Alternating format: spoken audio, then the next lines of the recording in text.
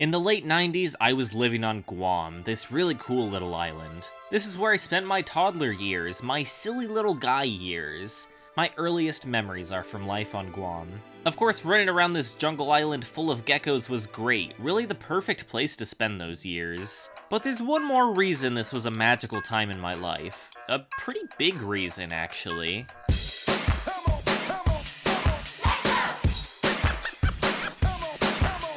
It's 1999 and Pokemon is everywhere. It's inescapable. There's an ongoing anime, there's countless toys, the trading card game, a really cool comic series, some really weird comic series, chapter books, breakfast cereal, Pop-Tarts, mac and cheese, soup, a first-person shooter where you take pictures of Pokemon that's somehow really good. What a perfect time to be an impressionable young creature. I was consumed with anything that had a Pikachu on the front.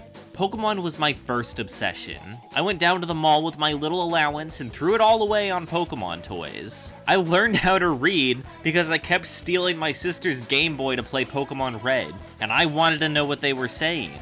Pokemon is all that there was to life back then, which I know sounds silly, but you have to understand, I didn't know about Monster Rancher yet.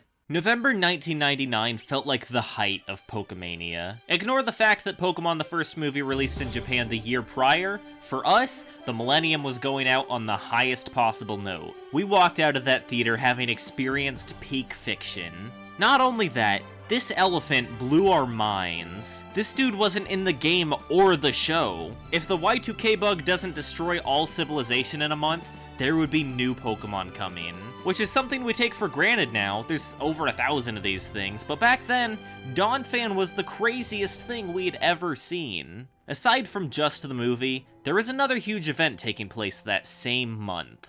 Pikachu, Bulbasaur, Kangaskhan, Golem, Kabuto, Meowth, Poliwag, Poliwag. You kids aren't from around here, are you?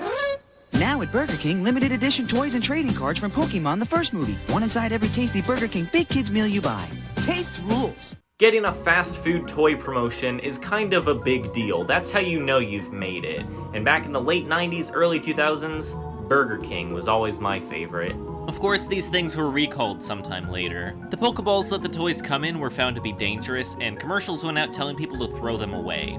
There's a reason why later Pokeball toys have holes in them. But talking about that makes me sad, and plenty of others have covered it already, so I'm gonna do what I do best and just talk about the promotion itself.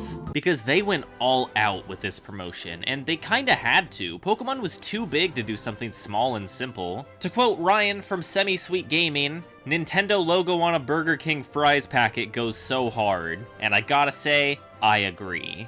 They even had Burger King crowns. That's pretty much the highest honor you can receive, I think. Before the actual Big Kids meal toys, I have to mention the gold cards. These were sold separately from the actual toys. They had 6 cards from some of the most popular Pokemon at the time. Pikachu, Togepi, Mewtwo, Jigglypuff, Charizard, and Poliwhirl.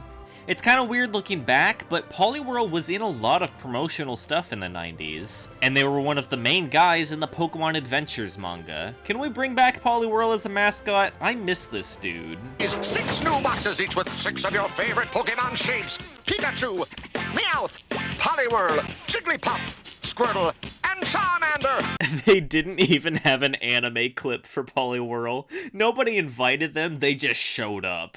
All of these had a cool box with this big shiny Pokeball inside. Opening it up reveals the gold card. Art on both sides with their stats on the back. Behind the card is a certificate of authenticity signed by Nintendo of America's then president. Pretty cool display piece, but this is excessively classy for what it is. Ah yes, here is my authentic golden Poliwhirl card. I am extremely rich and fancy, if my royal crown didn't already give that away. The gold cards were really cool, especially the Poliwhirl one, but if you were a kid back then, aka me, you were more interested in the stuff you could actually play with.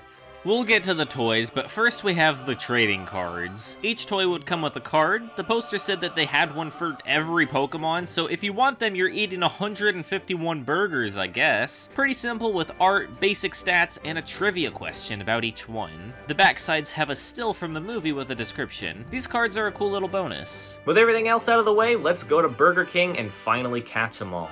I have a bunch of these from when I was a little kid still, so surely I must be close to collecting the whole set. Just kidding. There's 57 toys? What? I mean, it makes sense. There's 151 of these guys to pick from, and Pokemon's kind of a big deal, but wow.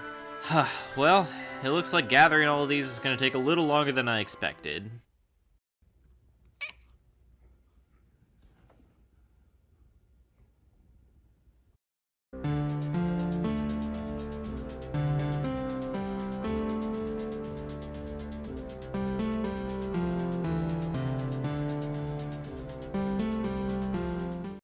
Okay, so there's 6 different types of toys offered in this promotion. I'm still off from all 57, but I managed to track down a handful of these things. Combining them all with my childhood ones brings us to 25 total toys. Not even halfway there, but at least I have one of each type. All of them come with a checklist to really drive home the gotta catch 'em all-ness. Someday I'll get all 57, but I'm not prepared to eat over 30 burgers for this right now. I guess let's finally talk about all 25 of the ones I have. Starting off, we have the launchers. I had Venusaur and Nidoran as a kid, but immediately lost the part that makes it work. This Slowpoke thankfully came with one, so I can finally experience launching. I'm a simple guy. Launching a Nidoran across the table onto the floor makes my brain happy. These are great. Definitely an interesting choice to make Slowpoke, whose entire thing is being slow, into a toy that quickly zooms across the house, but whatever, it's funny. Next are the key rings. These have the most in-depth instructions by far. Attach keys to middle key ring. I was like 2. I didn't have keys, I just wanted the toys, and it annoyed me that they had this big ring sticking out of their heads. That's not what Sandslash looks like. Using my absurd toddler strength, I actually managed to rip out the ring. These are pretty nice though. These are probably the nicest looking toys of the whole set, aside from, you know, that. But hey, I have a greater appreciation for these now. My favorite of the bunch is Geodude. His arms actually move, and that's awesome. Desperately want the Cubone someday. One of the best Pokemon. Speaking of key rings, the Pokeball that they come in works the same way. It's just like the show in the game. You keep them in the Pokeball and take them around with you. You can throw them at people to release your Water Squirter toy. Those are next up, and I have a bunch of these guys. You just dunk them underwater to fill them, squeeze them to shoot water. Except for Shellder and Blastoise, the rest are squishy, but these are hard toys with a button you press instead. I guess it's because they have hard shells, but then Squirtle has a shell and is squishy, so I don't know. Some of these work well, some of these are just pitiful. Squirtle and Seadra just don't have the right shapes for this, they're too hard to squeeze. Tentacruel has a big squishy head, works great. Poliwrath and especially Poliwag are the best. Round little frogs work perfectly for this. More proof that the Poliwhirl family is just awesome. You can tell how much I used this one as a kid. It's in pretty bad shape now. The Rev Tops, or just the Spinners as I called them, are probably the most iconic. These were really cool. Drag the spinny part on a flat surface and then watch them spin. The more circular they are, the better they tend to work. Golem doesn't spin quite as well as some of the others. Ditto doesn't spin at all, but I don't think I can blame the toy on that. This definitely looks chewed on by someone or something. My favorite of the Rev Tops that I have is Jigglypuff. Spinning works great, and this one can actually stand and look like a normal figure. Some of these, like Voltorb, are really cool as spinning toys, but they can only lean on the side. You can't really stand them up. Maybe that's why they look so miserable in the instructions. Seriously, buddy, what's up? You look terrible. Next is a weird one, the Light-Ups. I never had any of these as a kid, but I tracked down a Mewtwo who is not only massive compared to all the other toys, but also comes in a giant tank. With all 5 of these, you could move their tail to activate Light-Up mode. This toy's old and doesn't light up anymore, so they're stuck with spooky eyes. Even if they don't light up, this is still pretty cool, especially with a huge tank, which also has a keychain thing. Lastly, we have the beanbags. Yep, they sure are. These are really cute, especially Snorlax and Togepi. They're just perfect for this. Butterfree's a little odd with the big wings and thin piece of string antenna. And then there's Gyarados. What's going on here? Just a little fishy guy. Gyarados would have made more sense as a launcher, Slowpoke would have made more sense as a beanbag, but this is really silly, and I'm so glad this is just how things worked out. Now there is one more special plush toy, the Talking Pikachu. Sadly, the battery is dead, so this is just a regular untalking Pikachu these days. It's still great though, I'll always be happy to see the fat 90s Pikachu again.